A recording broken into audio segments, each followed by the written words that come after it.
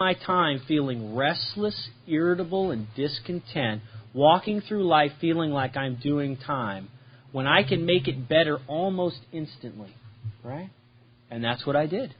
And that's what I did for a long time, right? And I was one of those alcoholics that I just did not like to be in a state of abstinence. I couldn't. The reason I drink is because I cannot handle life in a state of abstinence. And so I drink, and I drink until I have to get sober, right? Till I physically cannot stay drunk anymore, right? And then I stay sober until I have to get drunk, right? Because I'm restless, irritable, and discontent. And that cycle happened to me over and over and over and over and over again, right? Until I came to Alcoholics Anonymous. All right. So what happens if you take the sense of ease and comfort away from an alcoholic? How are they going to feel? The book says restless, irritable, and discontent, right? Okay, now that's how I feel. I don't know about you, but that's how I feel. Okay. What happens if you take an alcoholic and you take away their sense of ease and comfort and you stick them in an AA meeting? How are they going to feel? Restless, irritable, and discontent, right? And that's how I felt, and I thought I was the odd one, you know? Because all of you seemed happy, right? And I wasn't happy, right? And all of you seemed at peace, and I wasn't very peaceful. I wanted to kill you, you know what I mean? Okay, and I could not understand why. And that's why we talk about that hole in the gut, right? You've all heard that, right? I used to say that when I first came in. You come in here and it's like you've got this big hole in your gut you could drive a Mack truck through, right? And that was really true for me, right? And so if you take away the sense of ease and comfort from an alcoholic, my experience in sponsorship is that you have to replace it with something. You have to replace it with something, or they will run to the thing that gives them a temporary sense of ease and comfort, right?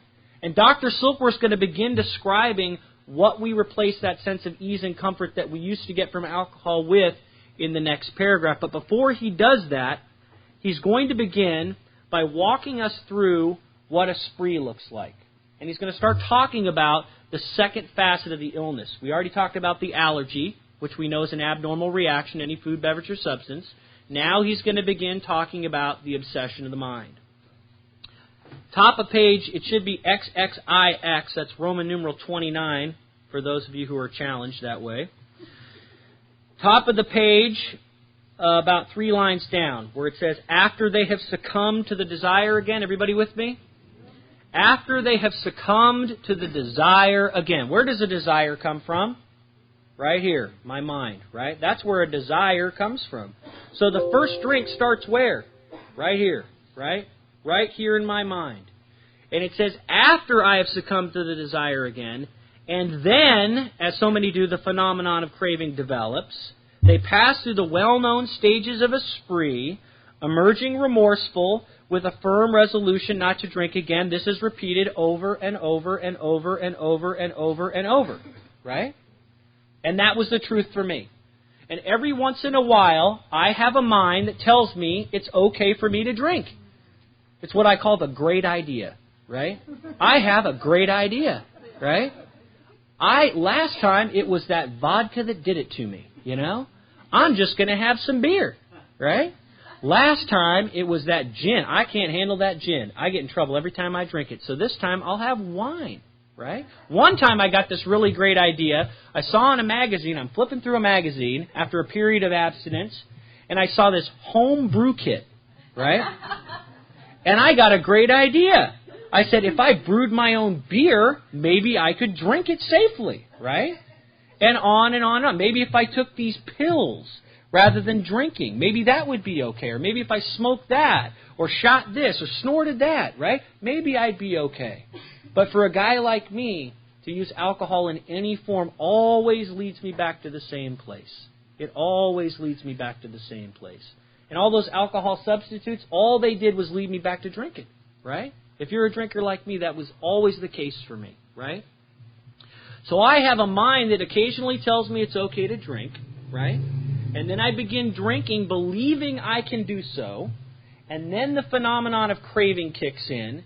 And then I'm not drinking because I want to. I'm drinking because I have to drink, right? And I pass through the well-known stages of a spree, which I did many, many, many times. And usually for me, the way that the spree would end is my eyes would open and I would be looking at the roof of the detox, right?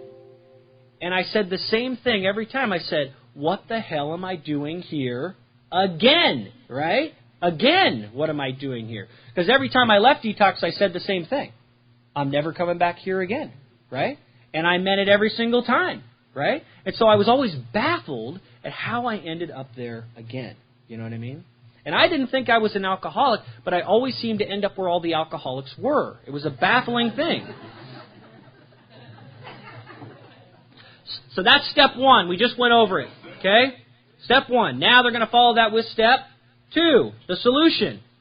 And unless this person can experience an entire psychic change, everybody circle that, there is very little hope of his recovery. So now we're getting a little better. Now we're not hopeless. Now there's very little hope of our recovery, okay? So we're moving up a little bit, right? Now, Dr. Silkworth calls it a psychic change, okay? A change in the psyche or the spirit, a change in the mind. Bill Wilson's going to call it something else. He's going to call it a spiritual experience. They mean exactly the same thing. Just like Bill's going to call it the insanity, and Dr. Silkworth calls it the obsession of the mind. Dr. Silkworth calls it the psychic change. Bill Wilson calls it the spiritual experience. They mean exactly the same thing. Okay? So again, problem in the top of the page, the solution, the idea of a psychic change, a spiritual experience, the idea of a power greater than me, restoring me to sanity. Right? It goes on to say, hold on. Oh, obsession. Let's talk about obsession for a second. We defined allergy. I want to define obsession for you. A thought or idea that overrides all contrary thoughts or ideas. A thought or idea that overrides all contrary thoughts or ideas. What does that mean? It means that I can have every evidence that drinking for me is a very bad idea, right? I can know from countless experiences what's going to happen, right? And because I have this obsession, right, every once in a while, my mind is going to convince me that this time it's going to be different, right? That's an obsession. And it will push out all that other stuff that happens, right? Now, I mentioned earlier that I have another allergy. I have this allergy to pollen, okay? But here's the difference. The difference between my allergy to pollen and my allergy to alcohol is this, that my mind has not told me today or in the recent past, hey, Rob, I got a great idea. You should go roll around in the grass. I think it'll be all right. Right? You see, I have no obsession when it comes to pollen, okay? But let me tell you something. If pollen had done for me what alcohol did for me, I'd have been snorting that shit, right? Getting as sick as I could get, right? Because that's how I am when it comes to drinking, right? But pollen doesn't do that for me like alcohol does. It doesn't give me that sense of ease and comfort that alcohol gives me, right? All right, now he's going to begin talking about what this solution looks like, right? It says here, men have cried out to me.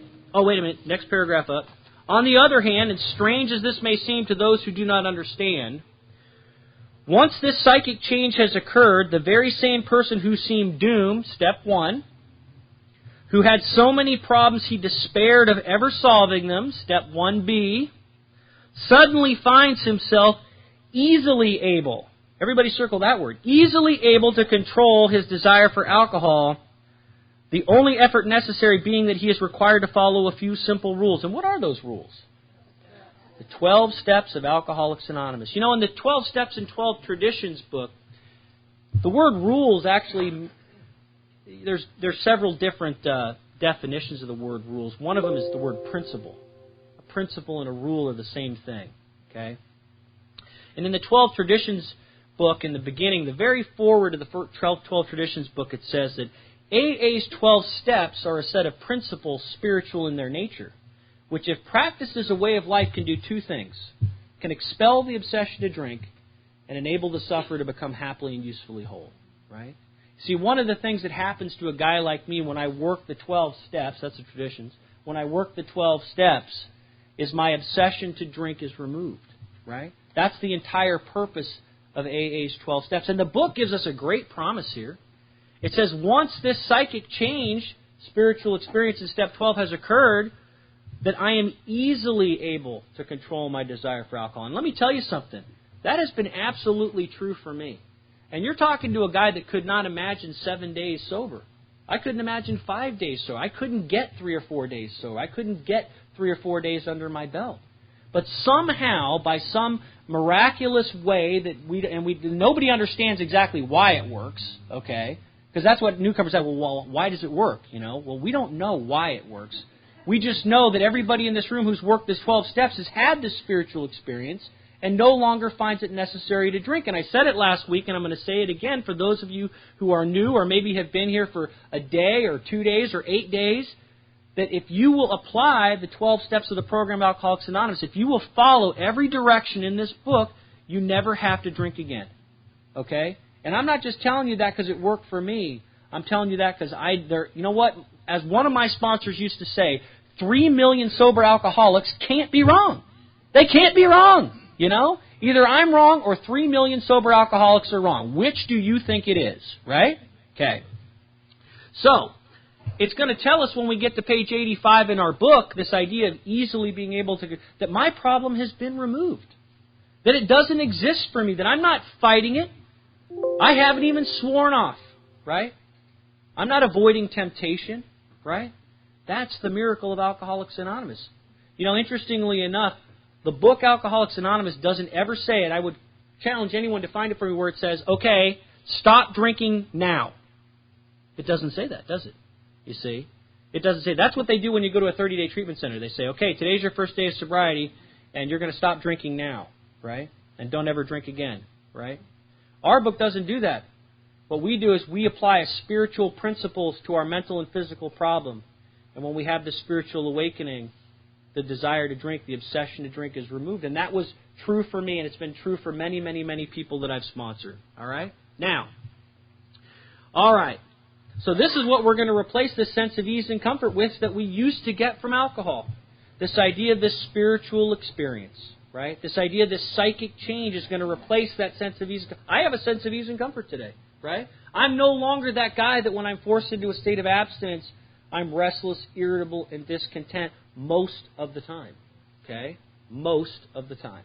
Some of the time I am, but most of the time I'm pretty okay, And all I have to do is apply these simple rules, these simple principles. Okay? All right. All right. Where am I? Yes. Thank you. Men have cried out to me in sincere and despairing appeal, Doctor, I cannot go on like this. I have everything to live for. I must stop, but I cannot. You must help me. Faced with this problem, if a doctor is honest with himself, he must sometimes feel his own inadequacy. Although he often gives all that is in him, is often not enough. Everybody pay attention to this. One feels that something more than human power is needed to produce the essential psychic change. Okay? So, if there's something more than human power that's required to produce this psychic change, is my spouse going to keep me sober? How about my sponsor? How about a meeting of Alcoholics Anonymous? No. And that was made very clear to me. Okay?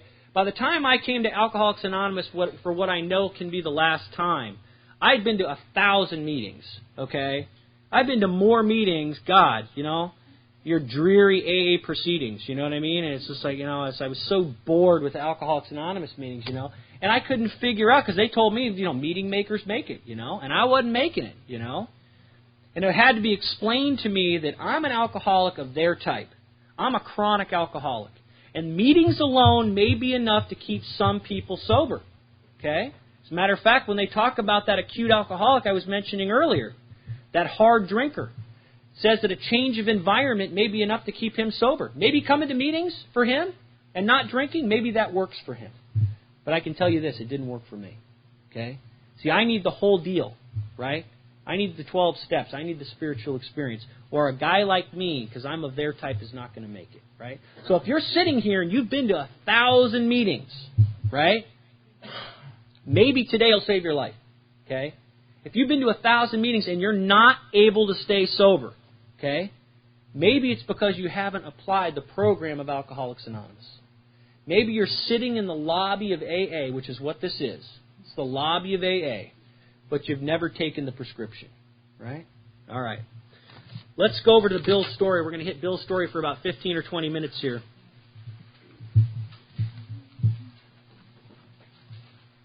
All right. You know, I had a hard time relating to Bill Wilson when I first got sober.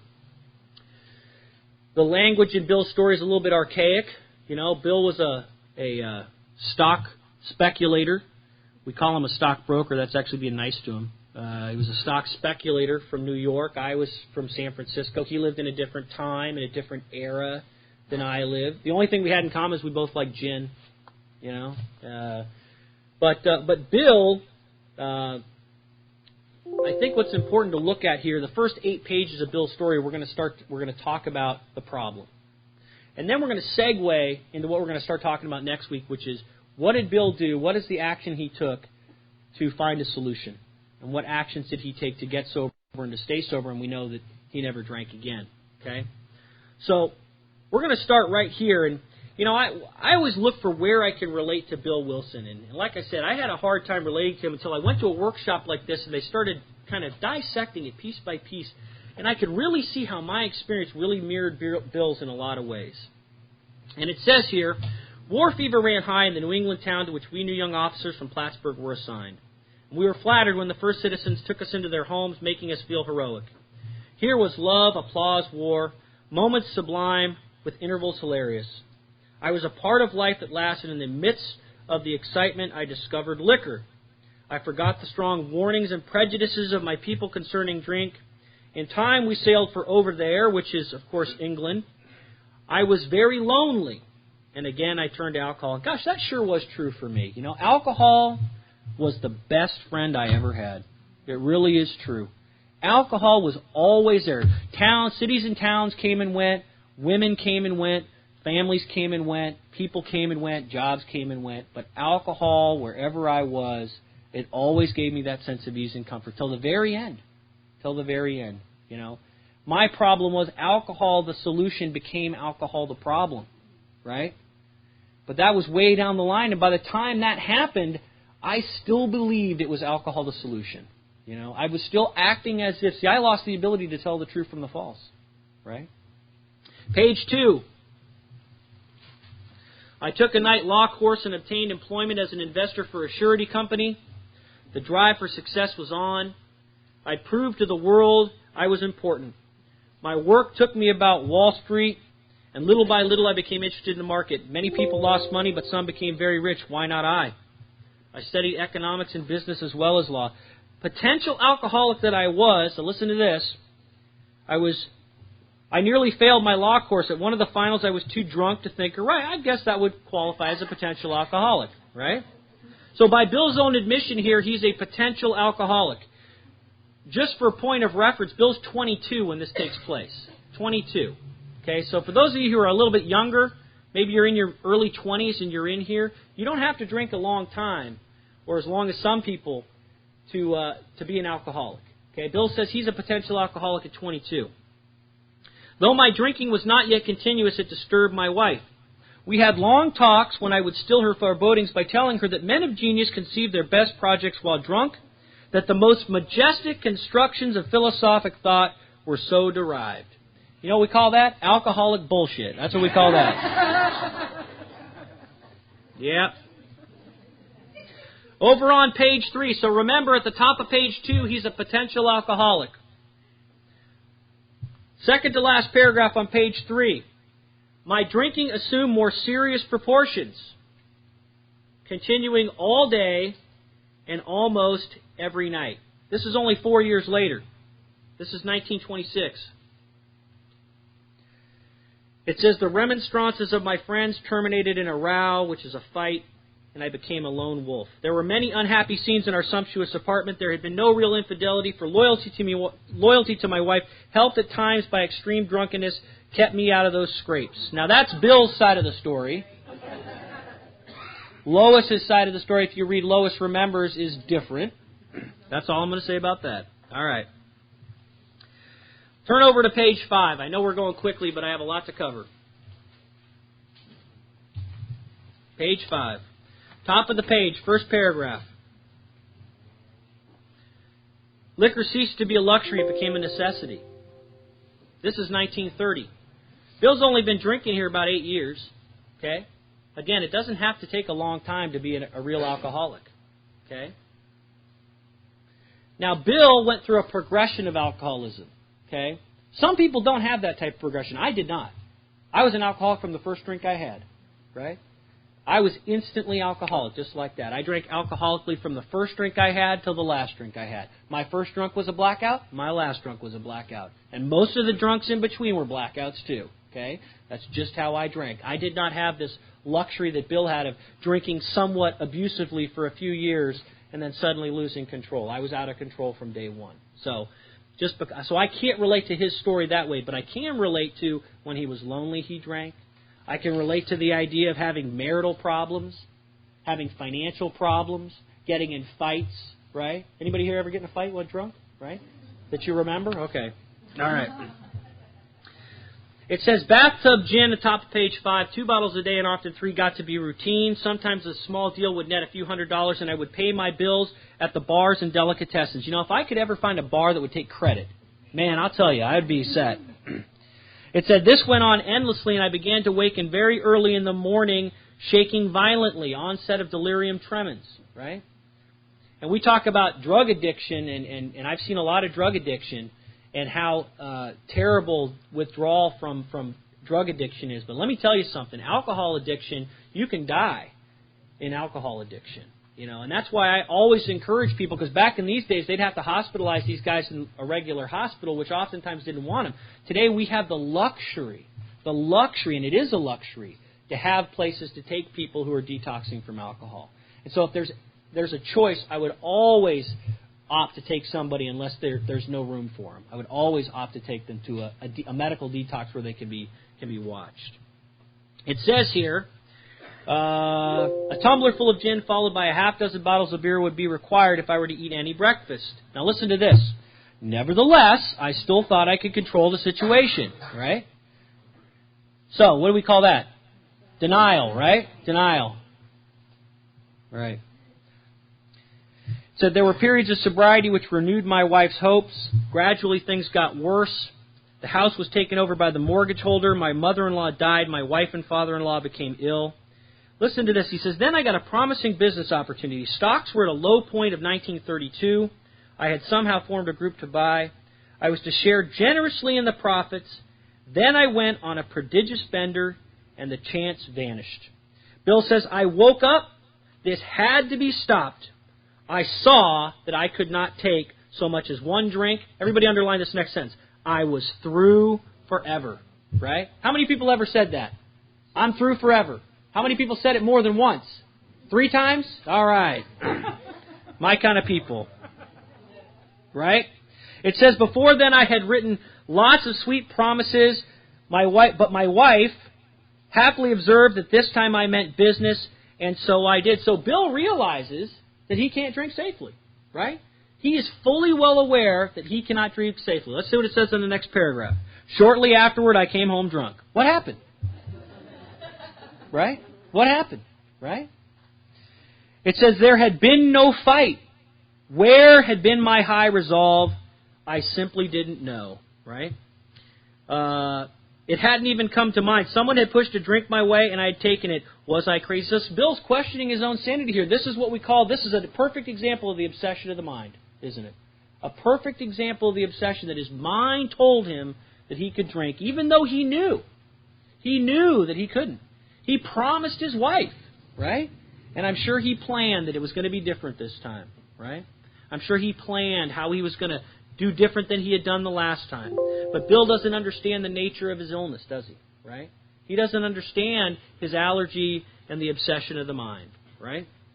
By the way, at this time, if you read Lois Remembers, she says that for 5 years, by this time in 1932, they've been trying daily for 5 years to help Bill stop drinking and had been unsuccessful. Okay? It goes on to say, I began to wonder, for such an appalling lack of perspective seemed near being just that. Renewing my resolve, I tried again. Some time passed, and confidence began to be replaced by cocksuredness. I could laugh at the gin mills. Now I had what it takes. One day I walked into a cafe to telephone. In no time I was beating on the bar, asking myself how it happened, right? He walked into the bar with no intention of drinking, right? A little bit later on in the book, in chapter 3, we're going to get the example of a guy named Jim, right? And Jim's the traveling salesman who stopped at a roadside place to get a bite to eat, right? And he had a great idea, which I'm not going to talk about today, right? It says, as the whiskey rose to my head, I told myself I would manage better next time, but I might as well get good and drunk then, and I did, right? So then the allergy kicks in, and away he goes, right? He goes on to say, the remorse, horror, and hopelessness of the next morning are unforgettable. The courage to do battle was not there. My brain raced uncontrollably, and there was a terrible sense of impending calamity. And if anybody here has ever come out, and I know some of you have, come out of a drunk when you knew you blew it again, right? And you knew you let down your family and your friends, and you knew you were going back to jail, and you knew you were not going to be able to pass your urine test, and you knew your kids were going to look at you the minute you walked out of that bedroom with that same disgusted look on their face, right? You understand what he's talking about here, don't you? Right? And here's the worst part. He says, my brain raced uncontrollably. You know what the worst part of all that is? That as all that's going on, all I could think about was who I'm going to con, where am I going to steal $5 to get a bottle of Gilby's gin? Right? That's the worst part. Right? It goes on to say, I hardly dared cross the street lest I collapse and be run down by an early morning truck. It was scarcely daylight. An all-night place supplied me with a dozen glasses of ale. My writhing nerves were still at last. The morning paper told me the market had gone to hell again. Well, so would I. The market would recover, but I wouldn't. That was a hard thought. Should I kill myself? No, not that. Not now. Then a mental fog settled down. That's depression. A mental fog settled down. Gin would fix that. That's my kind of guy right there. Boy, I can relate to that. So 2 bottles and oblivion, right? Now listen to this. You know, people say we're weak-willed people. Anybody ever heard that? Alcoholics are weak-willed people, right? You know, I tell you, I've sponsored a lot of people, alcoholics, but I've sponsored some drug addicts too. And I've always said, you know, you try to keep up a $500 a day habit without a job. It takes incredible willpower to do that, you know? But listen to this. He says, listen to the willpower of Bill Wilson here. It says, the mind and the body are marvelous mechanisms, for mine endured this agony 2 more years. 2 years of every day waking before dawn, right? Every day thinking about killing himself, right? Sometimes I stole from my wife's slender purse when the morning terror and madness were on me. Now he's calling the obsession the terror and the madness. Again, I swayed dizzily before an open window or the medicine cabinet where there was poison, cursing myself for a weakling. There were flights from city to country and back as my wife and I sought escape. What do we call that? Geographic, that's right. Then came the night where the physical, that's the craving, and the mental, that's the obsession, torture, was so hellish, I feared I would burst through my window, sash and all. I could really relate to Bill here because in 1986, I almost jumped out a second-story window because I couldn't take it anymore. Any window jumpers here, by the way? Man, I am different. All right. Somehow I managed to drag the mattress to a lower floor lest I suddenly leap. Now listen to this. A doctor came with a heavy sedative. Next day found me drinking both gin and sedative. This combination soon landed me on the rocks. Everybody underline that. You know what we call that? Dual addiction. That's what we call that. Now, we have singleness of purpose in Alcoholics Anonymous. Okay? And we're here to treat alcoholism, and thank God we are. Okay? But don't ever let anybody tell you that if you have a drug problem, okay, in conjunction with alcoholism, that you are not welcome in Alcoholics Anonymous. Because if that was the case, let me tell you something. Neither one of our co-founders could have attended. Okay? Because they were both duly addicted. Okay? And anyone that tells you anything other than that has not studied the history. All right. It goes on to say, people feared for my sanity, and so did I. I could eat little or nothing, and I was 40 pounds underweight. And I wrote right here in my book, dying. Right? Bill's dying. You get an alcoholic who's 40 pounds underweight, they are dying. Okay? And oftentimes it's because, a little medical knowledge here, because the body, from drinking so much, even though you may be eating food, the body, alcohol is a simple sugar, will actually reject the food in favor of breaking down the alcohol, which is more easy for the body to break down. Okay? So even though you may try to eat, you will still come in malnourished. And a lot of times we see that, right? Let's jump over to page 8.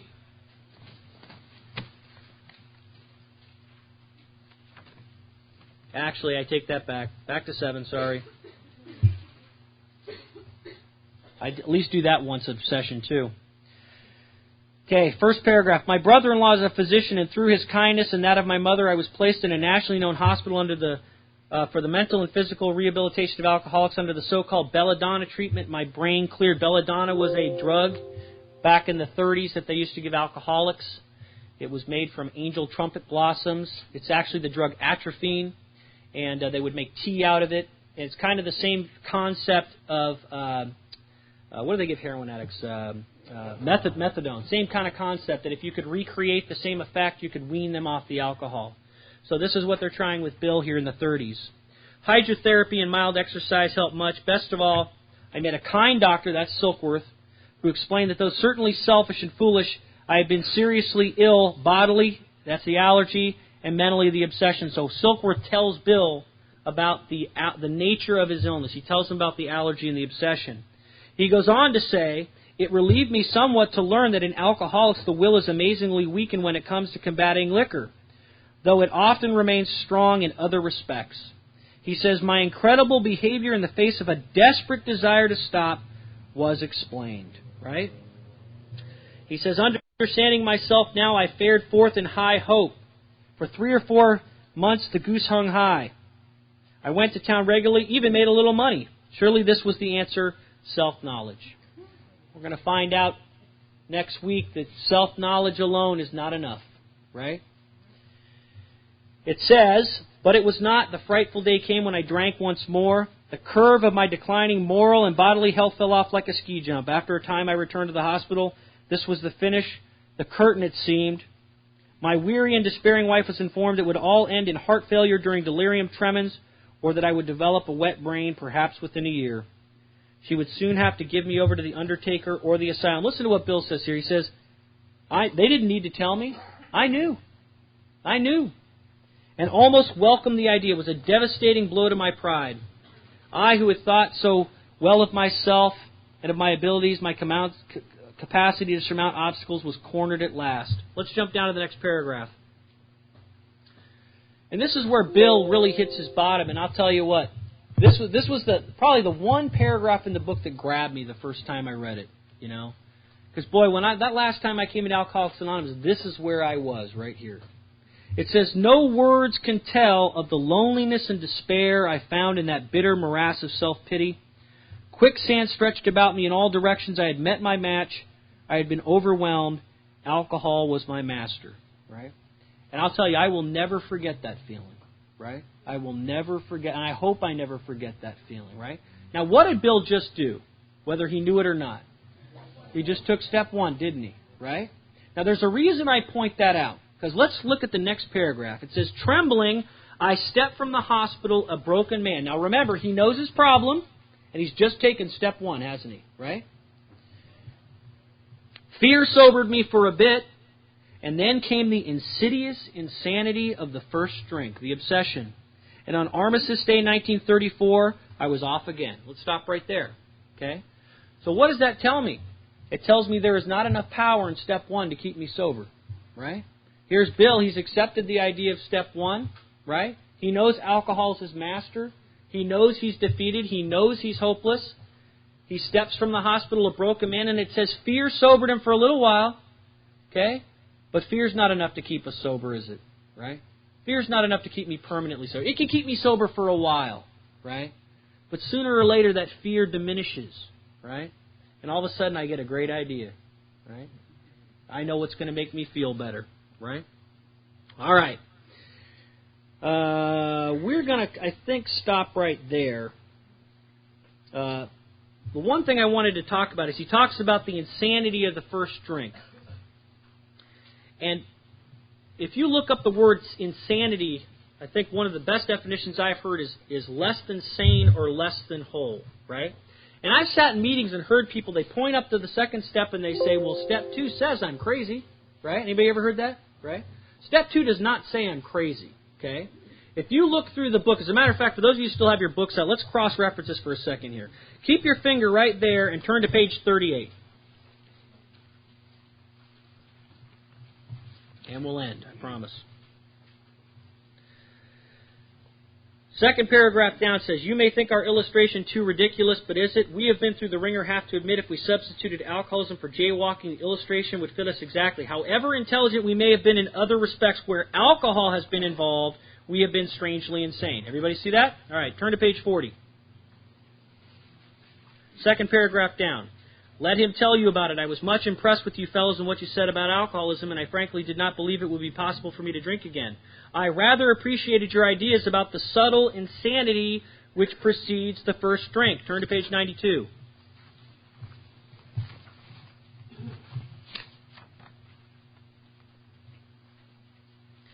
First paragraph. If you are satisfied that he is a real alcoholic, begin to dwell on the hopeless feature of the malady. Show him from your own experience the queer mental conditions surrounding that first drink prevents the normal functioning of the will. Last one, page 154.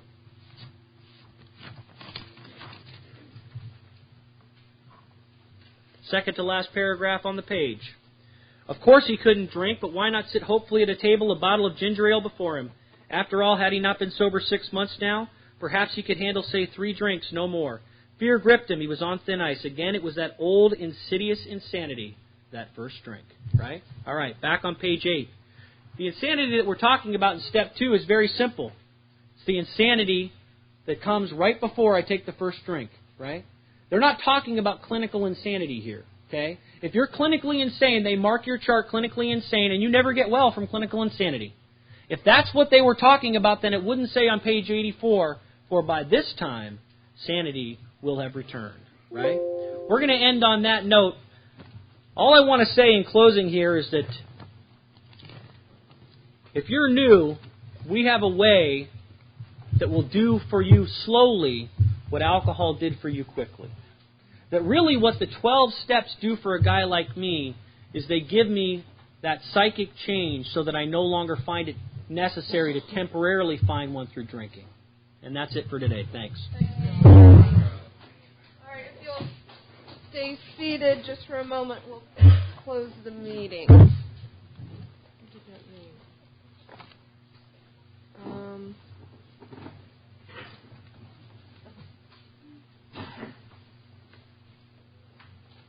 Well, okay. I think we'll just... Yeah. And we'll remind everyone of our 12th tradition, which states anonymity is the spiritual foundation of all traditions, ever reminding us to place principles before personalities, and for anyone who would like to join us in the Lord's Prayer.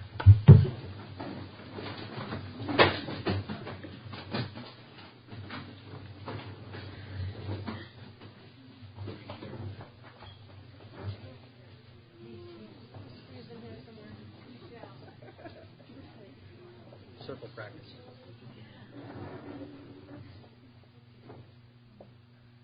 Our Father, who art in heaven, hallowed be thy name. Thy kingdom come, thy will be done, on earth as it is in heaven. Give us this day our daily bread, and forgive us our trespasses, as we forgive those who trespass against us. And lead us not into temptation, but deliver us from evil. For thine is the kingdom, the power, and the glory, forever and ever. Amen. Keep coming back. It works if you work it.